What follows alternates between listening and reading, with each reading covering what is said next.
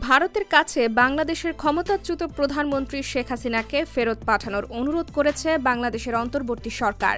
মানবতাবিরোধী অপরাধ ও গণহত্যার অভিযোগে তাকে দেশে ফিরিয়ে বিচারের মুখোমুখি করার উদ্যোগ নেওয়া হয়েছে।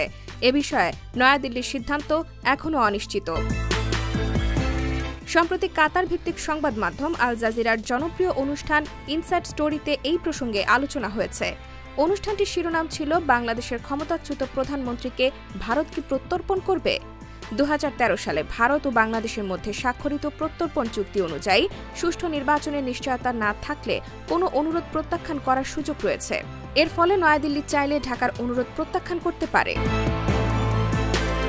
এ বিষয়ে যুক্তরাজ্যের সাসেক্স বিশ্ববিদ্যালয়ের রিসার্চ ফেলো সোহেলা নাজরিন বলেছেন, প্রত্যর্পণ চুক্তি থাকলেও ভারত চাইলে এই অনুরোধ প্রত্যাখ্যান করতে পারে। বিচার ব্যবস্থার নিরপেক্ষতা না থাকলে এটি ভারতের জন্য বিবেচনার বিষয়। এছাড়াও বাংলাদেশের নারী অধিকার সংগঠনের সহপ্রতিষ্ঠাতা শিরিন হক জানান, শেখ হাসিনার শাসনামলে আন্তর্জাতিক অপরাধ ট্রাইব্যুনাল নিয়ে বিতর্ক থাকলেও এখন সুষ্ঠু প্রক্রিয়ায় ন্যায় বিচার নিশ্চিত করার চেষ্টা করা হবে।